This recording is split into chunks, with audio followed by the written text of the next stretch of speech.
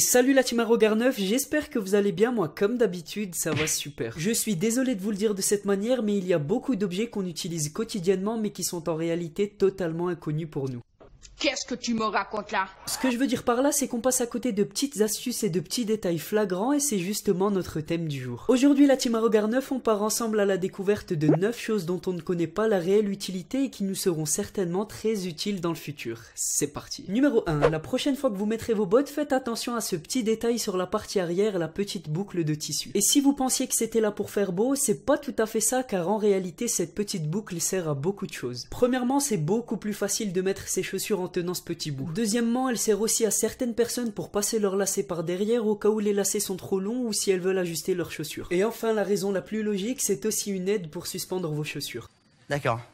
Numéro 2. Pour le deuxième, je vais vous parler de notre meilleur ami quand on fait tomber des gâteaux ou des chips sur un tapis, j'appelle monsieur l'aspirateur. Et niveau ménage, clairement, c'est une des innovations qui facilite le plus la vie. Et même si vous avez l'habitude de l'utiliser fréquemment, je suis sûr que beaucoup d'entre nous ne savent pas à quoi servent les petits trous sur le manche. En fait, c'est tout simplement une aide pour réduire la puissance d'aspiration et d'absorption. Donc en gros, ça permet à l'aspirateur de ne pas surchauffer. Et bon, aujourd'hui, avec toutes les nouveautés et technologies qu'on connaît, c'est plus réellement d'actualité, mais pour les anciens modèles, c'est quelque chose obligatoire. Numéro 3, celle-ci c'est pour tous les geeks ou ceux qui ne peuvent pas se séparer de leur ordinateur comme moi. Est-ce que vous avez déjà remarqué que sur les touches F et J de votre clavier vous aviez des petites marques en relief? C'est tout simplement une aide pour les personnes malvoyantes et ça leur permet de se situer sur le clavier. Numéro 4, celle-ci c'est pour tous les amateurs de soda, on va tester vos connaissances. Quand vous ouvrez votre bouteille de coca par exemple, est-ce que vous avez déjà remarqué qu'à l'intérieur du bouchon il y a une petite capsule blanche collée à la paroi? Et si cette capsule se trouve seulement sur les bouchons des sodas, c'est pour une raison bien précise. Bon, je vais rien vous apprendre, mais un soda c'est gazeux et qui dit gaz dit évaporation, alors les grandes marques ont eu l'idée de mettre ça de manière discrète dans le bouchon pour préserver le gaz à l'intérieur et éviter qu'il ne s'échappe. Numéro 5, celle-ci aussi est flagrante mais on ne cherche pas souvent à comprendre. Vous avez sûrement dû remarquer, surtout les filles, que sur vos disques de coton les deux surfaces recto et verso sont différentes. L'une est lisse et l'autre un petit peu écailleuse et la raison c'est que la partie douce vous sert à retirer tout ce qui se trouve sur votre peau comme le maquillage ou autre, mais l'autre côté lui sert tout simplement à appliquer. Donc si vous avez envie d'appliquer une crème ou un masque, c'est cette partie du coton qu'il faut utiliser. Numéro 6, celle-ci est un petit peu plus connue mais j'ai vu qu'il y en avait beaucoup qui ne savaient pas, alors j'ai quand même voulu la mettre dans la vidéo. Quand vous achetez un casque avec un micro, vous pouvez voir que la plupart ont une couche de mousse protectrice par-dessus. Et ce n'est pas du tout pour faire plus professionnel ou plus joli, sa fonction est technique, la mousse va servir à stopper tous les bruits parasites comme les courants d'air ou les bruits qui viennent de derrière vous par exemple. C'est un petit peu comme un filtre ou un isolant sonore et c'est d'ailleurs pour ça que la mousse est beaucoup utilisée dans les studios d'enregistrement. Elle est quasiment indispensable pour un bon son de qualité, alors ne la mordillez pas et ne l'arrachez surtout pas. Numéro 7, si vous êtes un petit peu bricoleur, vous avez déjà sûrement utilisé un mètre. Bon, en réalité, bricoleur ou pas, tout le monde sait l'utiliser, mais il y a un détail qui est important sur le bout du mètre, vous avez un petit bout métallique avec un trou et des dents de scie. Et c'est vraiment deux choses importantes car en réalité, si vous êtes seul, le petit trou peut vous servir à enfoncer un clou à l'autre bout de la pièce pour la mesurer. Et avec les dents, plus besoin de stylo pour marquer une trace sur vos murs, vous pouvez le faire juste en exerçant une pression dessus. Numéro 8, tout le monde a déjà utilisé une agrafeuse et je sais pas si un jour vous avez eu l'occasion de bien l'observer, mais sur la partie inférieure du socle, vous avez un petit rectangle métallique avec deux trous. Ces petits trous servent à plier l'agrafe sur votre feuille et du coup, les deux extrémités de l'agrafe seront pliées à l'intérieur. Mais ce que vous ne savez pas, c'est que ce petit rectangle peut être tourné à 180 degrés et ça peut être très utile car les trous sont différents et si vous souhaitez agrafer temporairement des documents, c'est la bonne solution. Et le numéro 9, si vous vous plaignez souvent du courant d'air et que la fenêtre même fermée laisse passer le froid, j'ai la solution pour vous, il vous faut tout simplement adapter la fenêtre à son cadre et pour le faire, jouer avec les vis qui sont sur le côté. Si vous serrez les vis, la fenêtre collera un petit peu plus à l'encadrement quand elle sera fermée et si vous les desserrez, ça laissera un petit peu plus d'espace.